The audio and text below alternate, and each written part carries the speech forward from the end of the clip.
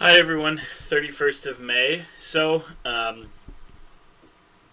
It is the last day of the month, which means that tomorrow I'll be doing a video checking with my goals, talking about the progress I've made the past month. Um, Obviously, this is kind of the literal 2 month mark for the program.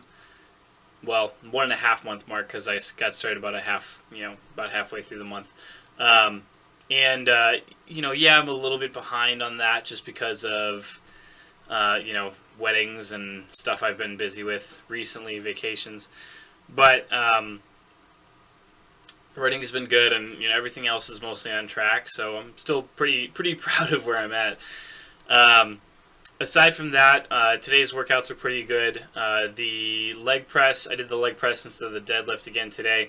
My quad is still, cross my fingers, holding up pretty well. So I'm not having any twinges of pain from that, and that's good. It means I can incorporate the leg press back in a little bit more. Aside from that, the evening workout was the chest and back workout today. The chest part was getting a little bit rough because we're getting to that point in linear periodization where you just, it gets rougher and rougher over time, and you got to slow it down and take it a little bit easier, and sometimes repeat a lot of stuff to move on. So got quite a bit of writing done today. The writing focused on the topic of muscle balance, which is kind of a confusing one, and I had to do a lot of research for it because there's not really a lot of very clear-cut research out there. However, I'm not going to talk about that today. I will talk about that tomorrow or the day after.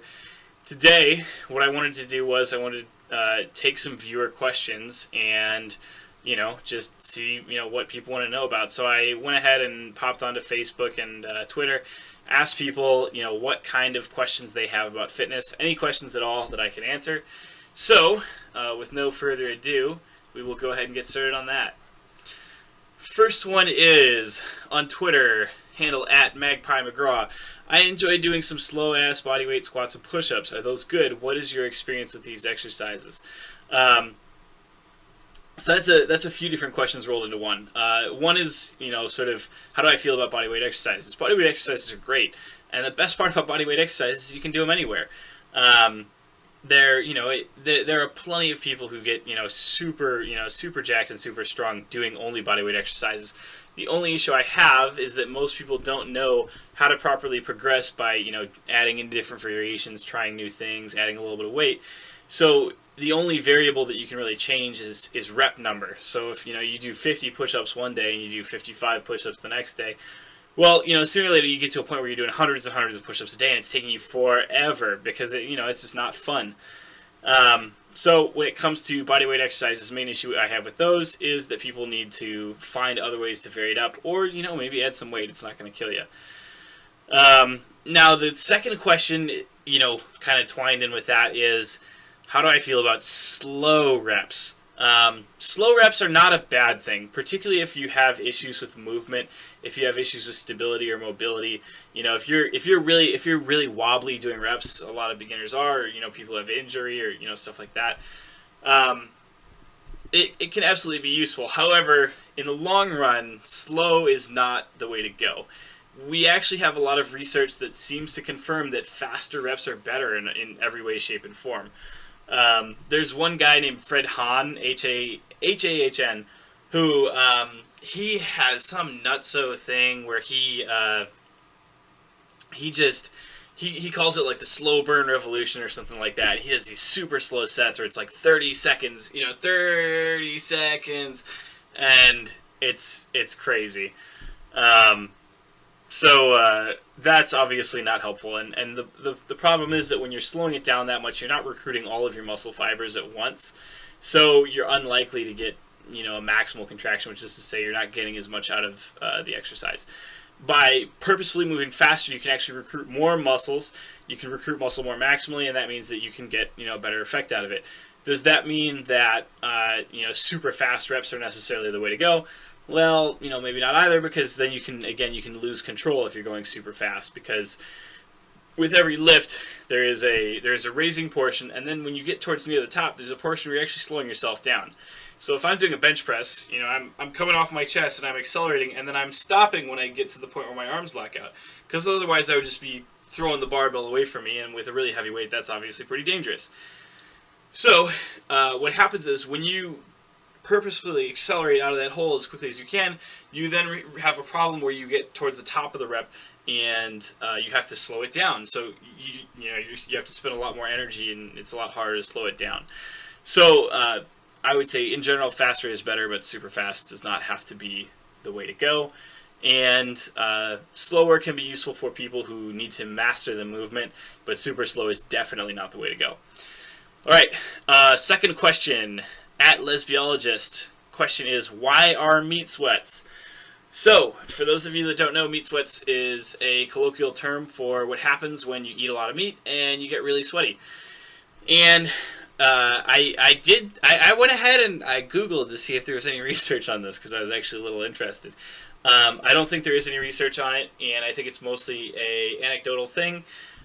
That's fine. There is so we can't really be sure what it is exactly, because there's no research to confirm this. But what I would say is that what I think is most likely is it has something to do with the thermic effect of food. So for those that don't know, the thermic effect of food is what happens when you eat. Your body has to expend energy to digest that food. That's called the thermic effect of food. And so foods that are easier to digest have a lower thermic effect, and foods that are harder to digest have a higher thermic effect. And foods that we consider, junk foods, are often highly processed foods that are very easy for our bodies to digest. So we keep most of those calories versus, burning some of those off in the process. On the other hand, basically, protein, raw protein is the single hardest macronutrient of the three: carbs, fats, and proteins. So protein is actually the hardest for our body to digest, and that's the one that we lose the most energy on. And that's, typically about 40%, whereas with the other two, it's about 10 or 15, I believe. Those numbers aren't exact. Don't quote me on that. But it's significantly higher. And so more than any other macronutrient, the protein has the possibility of wasting a lot of energy, using a lot of energy on digestion, and that means basically that because your stomach is active, you're going to be burning calories. You're going to be sweating a little bit, and so that's most likely what it is. And the same thing could happen with literally any. It could happen with fats. It could happen with carbohydrates too. But it's, you're going to see it more with protein than with the other two. So you could, get really sweaty after a large meal of anything, but it just so happens that protein makes it a little easier to get to that point. So, the next is Caitlin, that's at best at Twitter, asking, is hot tubbing after lifting good, bad, or nothing? Because the hot tub is literally why I have a gym membership instead of using my alumni AG at the college gym. So, I would say probably nothing. There's a lot of research on cryotherapy and heat therapy, post-workout as a way to improve recovery, and the research is extremely divided on that topic. I believe that it's possible that cryotherapy, properly done, is a little bit more effective than heat therapy, but there's not really very much in terms of scientific consensus on this.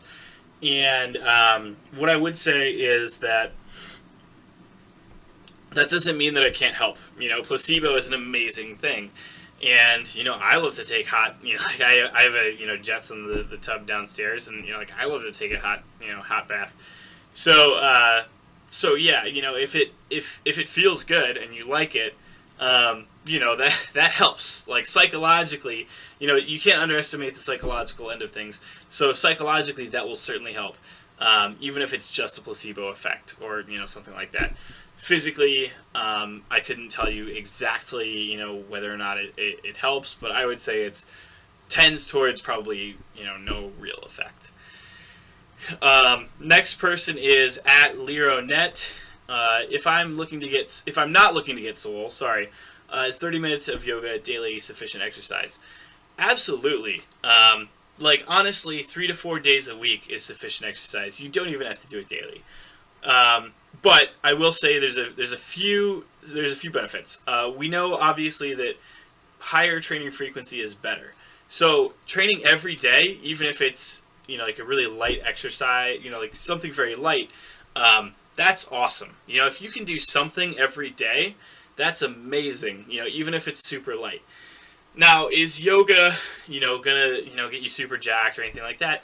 No, but it's a low intensity form of exercise. It involves movement, it involves flexibility, it involves a very baseline level of strength, and that's good. You know, that's amazing.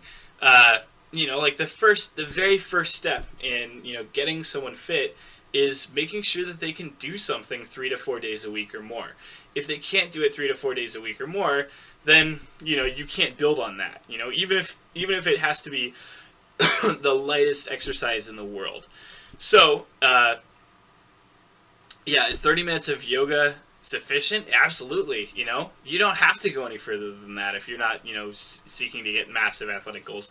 Anything is better than nothing, and you know, something that you do extremely regularly is much better than something that you do very irregularly. Alright everyone, looks like there have been some video troubles, so I lost the second half of this video.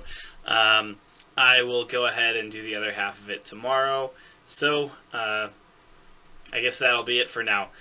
As always, like, comment, share, and see you guys later.